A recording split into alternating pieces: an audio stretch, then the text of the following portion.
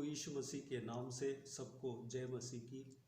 आज का वचन है यहेजकेल भविष्यद्वाणी की किताब, उसका 34 अध्याय 26 वचन। मैं उन्हें और अपनी पहाड़ी के आसपास के स्थानों को आशीष का कारण बना दूंगा और मेघ को मैं ठीक समय में बरसाया करूंगा और वे आशीषों की वर्षा होंगी। मेरे प्रियो, यह वचन परमेश्वर अपने भविष्यद्वक्ता के द्वारा, यानी कि यहेजकेल भविष्यद्वक्ता के द्वारा इजरायली जनों के लिए कहता है। उस समय इजरायली जन अपने पापों के कारण कसदियों के देश में बंदी बनकर गए थे। वहाँ पर बंदी गृह में रह रहे थे, पीड़ा में फंसे हुए थे। उनके लिए परमेश्वर इस वचन को कहता है। परमेश्वर इजरायली जन को भूलने वाला परमेश्वर नहीं था। भले वह परमेश्वर के खिलाफ पाप किए थे, उस पाप के कारण वह बंधन में फंस गए थे, लेकिन परमेश्वर ने इजरायलियों का पुरखाओं के लिए जो वाचा दिया है, अर्थात अब्राहम, इसहाक, याकूब, दाऊद, इन पुरखाओं के लिए जो वाचा दिया है कि उनका संतान को आशीष दूंगा, इस वाचा को परमेश्वर स्मरण रखा था। परमेश्वर इजरायलियों के लिए जो वाचा दिया था उसको परमेश्वर स्मरण रखा था। इसलिए परमेश्वर इजरायलियों को भूला नहीं, बल्कि यह वाचा देता है कि उस बंदी गृह में से इजरायली जन को दोबारा यरूशलेम में वापस लेकर आएगा और वहाँ पर बसाएगा।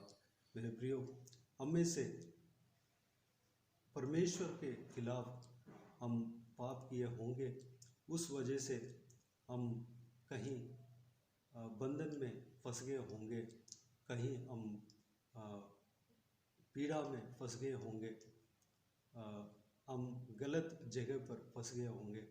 लेकिन परमेश्वर हमें भूलने वाला परमेश्वर नहीं है, बल्कि हमें हमारे वाचा को, जो हमारे लिए जो परमेश्वर ने दिया है, उस वाचा को स्मरण करने वाला परमेश्वर है। हमें कभी परमेश्वर छोड़ेगा नहीं। उनका अनुग्रह हमारे ऊपर हमेशा के लिए है। हमें परमेश्वर छुड़ाएगा। हम जिस जगह को हमने छोड़ा है, उस जगह को परमेश्वर हमें वापस लेकर जाएगा, वहाँ पर बसाएगा। यहाँ पर हम देखते हैं कि इजरायली जन जिस जगह पर जी रहे थे और यानी कि यरूशलेम में जी रहे थे और इजरायली देश में जी रहे थे, और उनके पाप के वजह से वह जगह पूरा उलट पुलट हो गया, पूरा मिट गया। वहाँ पर सारा शहरपना टूट गया, सारा देश नाश हो गया, जंगल बन गया और खंडहर बन गया, सारा इमारतें खंडहर बन गया। वहाँ पर जंगली जानवर रहने लगे थे। परमेश्वर कहता है उस बंधन से इजरायलियों को छुटकारा देकर वापस यरूशलेम शहर में लेकर आऊँगा, और जो देश खंडहर बन गए थे उसको दोबारा सही करूँगा। वहाँ पर इजरायलियों के द्वारा आसपास के पहाड़ी व इलाका आशीष पाएगा। वहाँ पर बरसात हुआ करेगा और वह ठीक समय पर होगा और अन्न उपजाया करेगा। मेरे प्रियो, हम जिस जगह को छोड़े हैं, हम अपने गलतियों के कारण जिस जगह को हम छोड़ा है, हम गलत जगह पर जाकर फंस गया है। परमेश्वर इस वचन के द्वारा हमसे कहता है कि तुम्हें छुटकारा दूंगा और जो जिस जगह को तुमने छोड़ा है उस जगह पर मैं वापस लेकर आऊँगा और वहाँ पर रखूँगा। तुम्हारी वो जगह को तुम्हारे उस जगह को मैं दोबारा ठीक करूँगा, सही करूँगा। मेरे प्रियो, हमें आशीष देंगे, वहाँ पर लेकर जाएंगे, हमारा घर पर परमेश्वर आशीष देंगे। हमारे पापों के कारण जो जगह उजड़ गया, जो परिवार उजड़ गया, वो परिवार को परमेश्वर सही करेगा। हमारे द्वारा परमेश्वर उस जगह को आशीष देगा। यहाँ पर लिखा है कि इजराइलियों को उस जगह के पहाड़ी को आशीष देगा। इजराइलियों के द्वारा परमेश्वर वहाँ पर आशीष देगा, इजराइलियों को आशीष का कारण बनाएगा। हमें परमेश्वर आशीष का कारण बनाएगा, क्योंकि उनके नाम के महिमा के लिए इस तरह करेगा। उनके नाम का प्रस्ताव के लिए इस तरह वह करेगा। हमारा भलाई के वजह से नहीं, हमारा धर्म के काम के वजह से नहीं, बल्कि उनका अनुग्रह के वजह से, उनका नाम के महिमा के लिए ये काम करेगा। परमेश्वर हमें वापस हमें जो हमने छोड़ा है उस आशीष को हमें देगा और हमें आशीष का कारण बनाएगा। हमारे द्वारा हमारे जगह आशीष पाएगा, हमारे द्वारा हमारा घर आशीष पाएगा, हमारे द्वारा हमारा रहने का स्थान आशीष पाएगा। जिस स्कूल में हम पढ़ते हैं, जिस कॉलेज में हम पढ़ते हैं, जिस जगह हम नौकरी करते हैं, जिस घर में हम रहते हैं, वह जगह जहाँ कहीं भी हम हैं, वह जगह हमारे कारण आशीष पाएंगे। उदाहरण यूसुफ के जीवन में हम देख सकते हैं।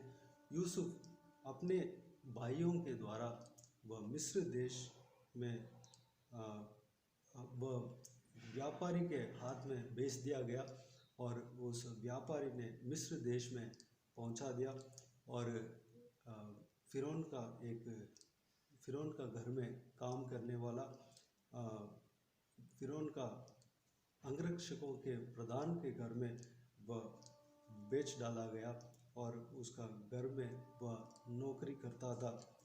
यूसुफ परमेश्वर के दास था, इसलिए यूसुफ के वजह से उस घर को परमेश्वर ने आशीष दिया। यूसुफ को उस घर का आशीष का कारण परमेश्वर ने बनाया। इस विषय को हम उत्पत्ति की किताब उसका 39 अध्याय 5 वचन में हम देख सकते हैं। जब से उसने उसको अपने घर का और अपनी सारी संपत्ति का अधिकारी बनाया, तब से यहोवा यूसुफ के कारण उस मिस्री के घर पर आशीष देने लगा और क्या घर में, क्या मैदान में उसका जो कुछ था, सब पर यहोवा की आशीष होने लगी।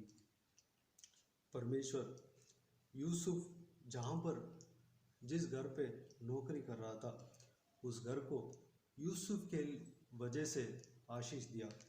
उस घर का हर एक चीज़ में परमेश्वर आशीष दिया।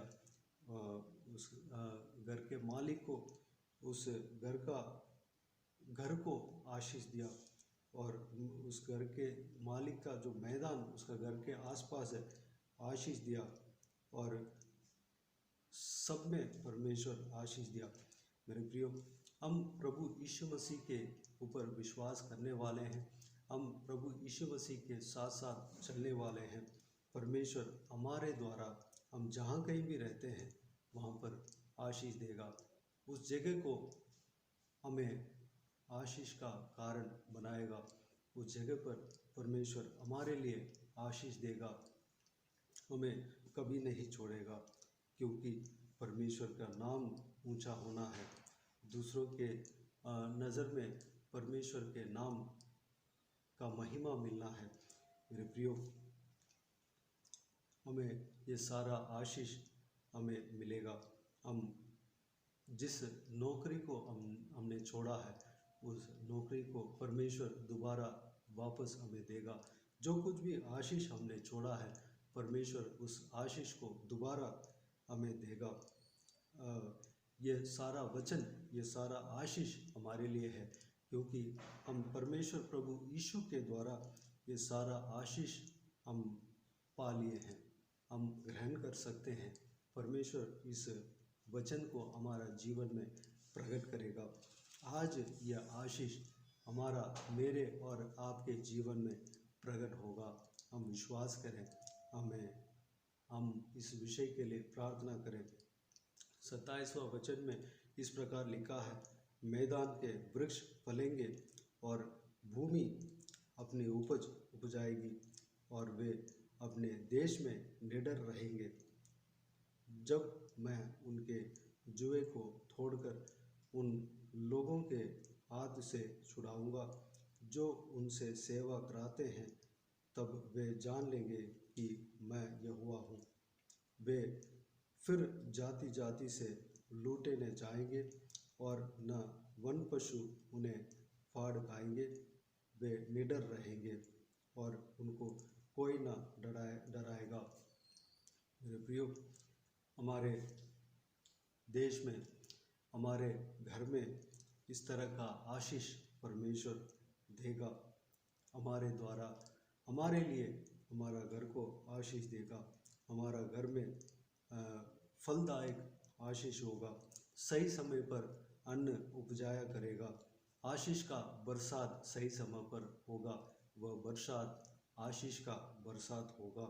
हमारा हर एक चीज़ में, हर एक काम में इस तरह परमेश्वर आशीष देगा। मैदान के वृक्ष फलेंगे, यानी कि हम जो कुछ भी काम करते हैं उसमें परमेश्वर आशीष देगा। भूमि अपनी उपज उपजाएगी। हमें जो कमाई है, जो आशीष है, उसमें कोई कमी न रहेगी। हमें जो मिलना चाहिए सब कुछ मिलेगा। जो आशीष मिलना चाहिए सब कुछ हमें मिलेगा। हम निडर रहेंगे, निडर बसे रहेंगे। कोई हमारे खिलाफ नहीं आएगा, हमारे डराने वाला कोई नहीं होगा। मेरे प्रियो, इस वचनों को हम ग्रहण करें। इस वचनों के अनुसार परमेश्वर हमें भी आशीष देगा। हमारा घर में आशीष देगा, हमारा परिवार में आशीष देगा, हमारा नौकरी में आशीष देगा, हमारा शादी में आशीष देगा, हमारा बिजनेस में आशीष देगा, हमारा शरीर में आशीष देगा, हमारा सेहत में आशीष देगा। परमेश्वर इस वचनों के द्वारा हम सबको आशीष दे। तो आइए हम प्रार्थना में जाएं। प्यारे पिता, दयालु परमेश्वर, आपको धन्यवाद देता हूँ। आज का इस आशीष वचन के लिए आपको धन्यवाद देता हूँ परमेश्वर।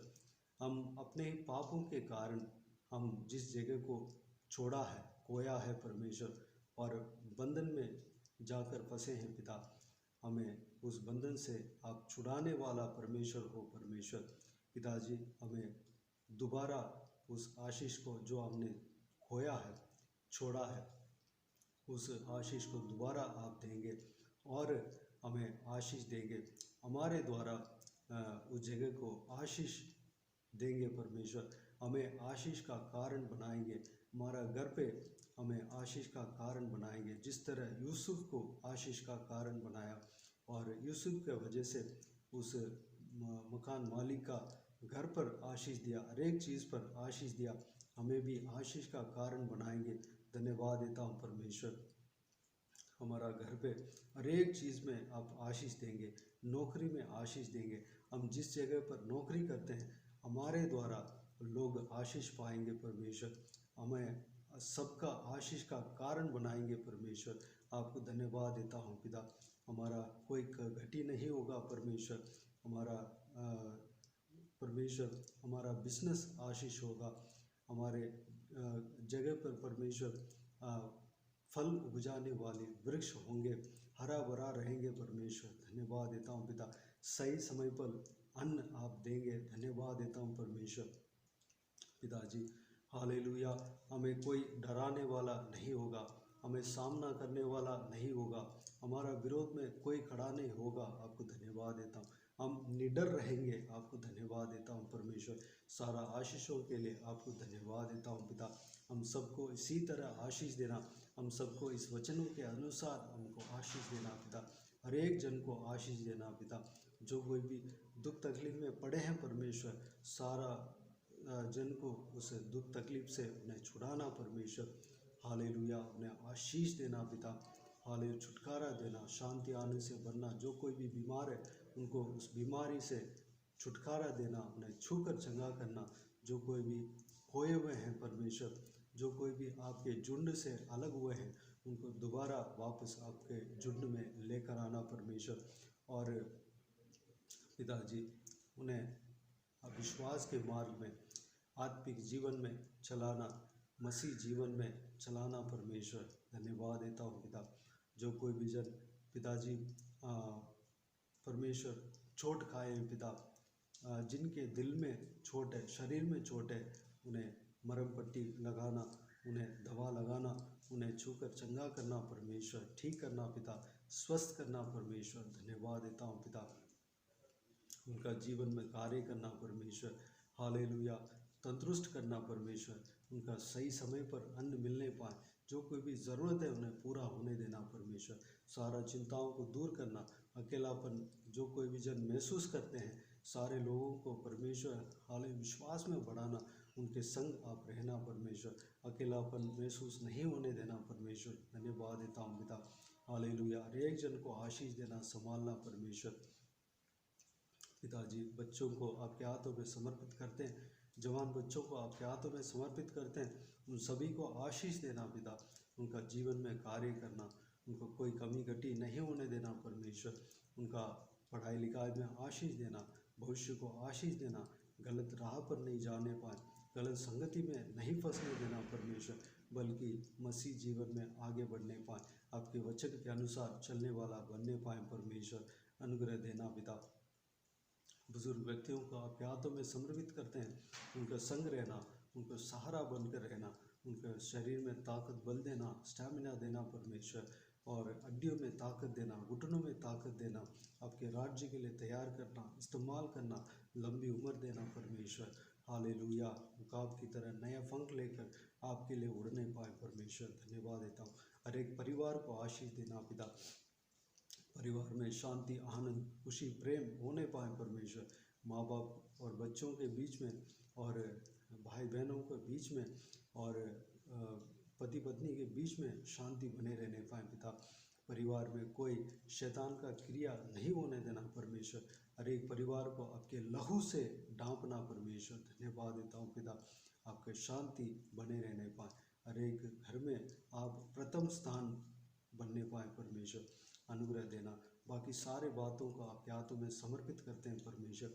जिनको शादी नहीं हुआ, शादी के लिए प्रार्थना करते हैं, उनको एक अच्छा सा जीवन साथी देना और शादी कराना। जिनको संतान नहीं है, संतान के लिए प्रार्थना करते हैं, उन्हें संतान का आशीष देना। जिनको नौकरी नहीं है, एक अच्छा सा नौकरी देना परमेश्वर, उन्हें आशीष देना। नौकरी का जो चाहत है उसको पूरा करना परमेश्वर। नौकरी के लिए प्रार्थना करते हैं परमेश्वर, उस प्रार्थना को उत्तर देना। जो नौकरी चाहते हैं उससे बढ़कर उन्हें आशीष देना परमेश्वर। हाल ही जो परमेश्वर प्रेग्नेंट है उनको नॉर्मल डिलीवरी देना परमेश्वर।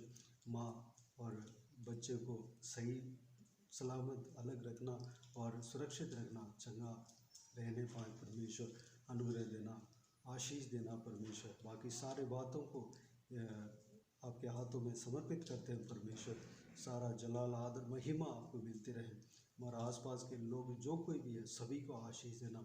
सब लोगों को परमेश्वर हमारे द्वारा आशीष मिलने पाए, हमें आशीष का कारण बनाना परमेश्वर। सारे दुआ प्रार्थना को प्रभु यीशु मसीह के नाम से मांगते हैं, सुन और ग्रहण कर। आमीन आमीन। प्रभु यीशु मसीह के नाम से प्रभु यीशु मसीह का आशीष और अनुग्रह हम सभी के ऊपर बने रहें। आमीन आमीन। मेरे प्रियो, इस चैनल को सब्सक्राइब करें और शेयर करें।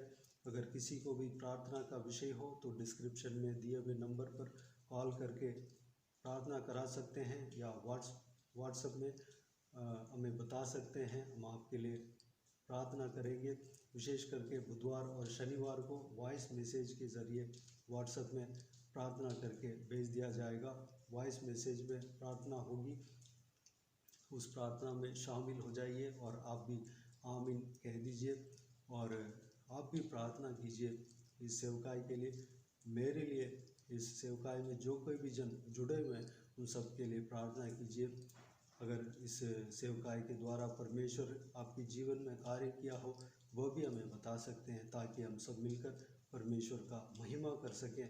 प्रभु यीशु आप सबको आशीष दे। आमीन आमीन।